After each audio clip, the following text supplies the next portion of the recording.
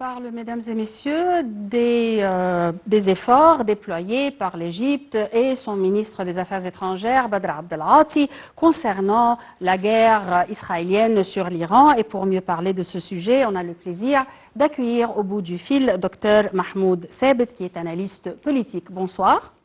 Bonsoir.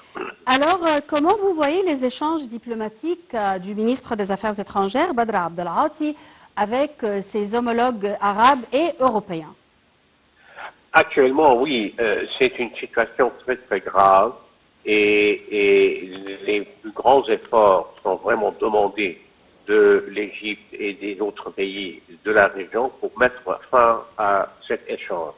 Ça devient de plus en plus dangereux dans le sens qu'il y aura peut-être même un échange nucléaire éventuellement, mais pas pour le moment en tous les cas. Mais on ne sait jamais ce qui peut arriver dans des situations pareilles. Oui. L'opération durera autant de jours que nécessaire, a prévenu le Premier ministre israélien Benjamin Netanyahou, disant disposer de renseignements prouvant que l'Iran s'approche du point de non-retour vers la bombe atomique. Comment vous voyez cette déclaration, que l'opération va durer autant de jours que nécessaire? Premièrement, il n'y a pas eu jusqu'aujourd'hui, même que Netanyahou disait ça depuis 40 ans maintenant, pour essayer de faire que les États-Unis rentrent en guerre avec Israël contre l'Iran. Ce n'est rien de nouveau. Il n'y a pas de preuve que l'Iran a développé des bombes atomiques. Et en plus, le chef de la sûreté, ça veut dire le CIA, c'est plutôt Tulsi Gabbard, qui est une des grands chefs du CIA et plusieurs boîtes de sûreté américaines. Elle-même dit dans un discours il y a quelques jours que l'Iran n'était pas en train de développer des armes nucléaires. Alors tout ça, c'est un prétexte pour finir avec l'Iran, pour que Israël peut rentrer comme une puissance, superpuissance dans la région. En plus, il y a M. Netanyahou lui-même que il ne pourra pas survivre s'il n'est pas Premier ministre, il sera mis en prison à cause des accusations contre lui sur la corruption. Alors, dans un certain sens, tout ça, c'est des inventions pour attaquer et pour être en guerre, et vraiment, c'est la guerre de M. Netanyahou. Comment peut-on contenir l'escalade entre Israël, compte tenu de la gravité de cette situation? Quel serait le rôle des pays arabes, par exemple? Quel serait le rôle de l'Europe? Quel serait le rôle que doivent jouer les États-Unis? Les États-Unis peuvent arrêter tout ça en 24 heures. Tous les munitions que l'Israël est en train d'utiliser actuellement viennent d'arriver des États-Unis. Sans munitions, sans argent, ils ne peuvent pas continuer ni leur génocide à Gaza, ni leurs attaques contre leurs voisins et aussi l'Iran.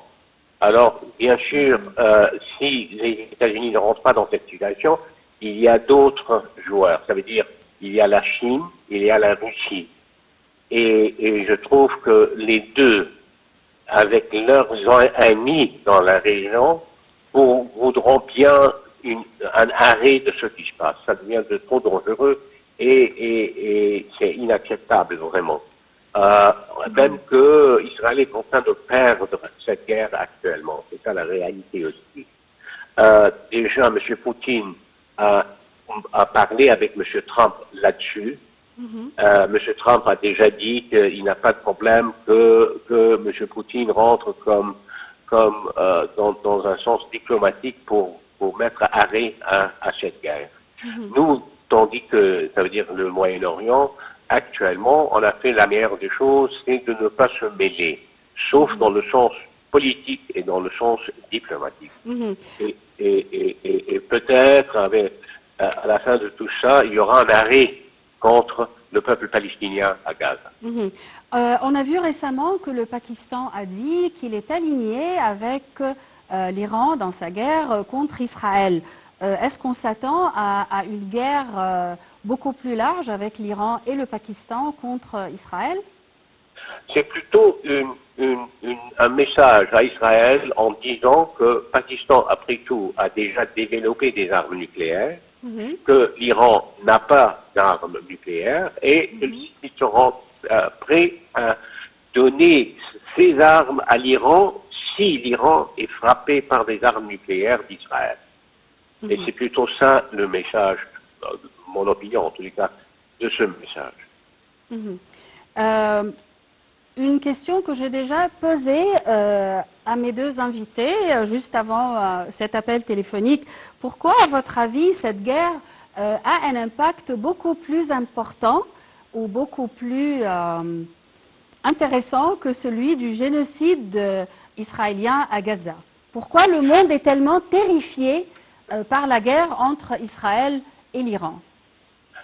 Vraiment parce que ça peut déclencher une guerre générale qui, déjà, la Chine et la Russie sont des alliés à l'Iran. Il y a ça, il ne faut pas oublier ça. Qu'il y a des très bons rapports entre l'Iran et ces deux autres pays.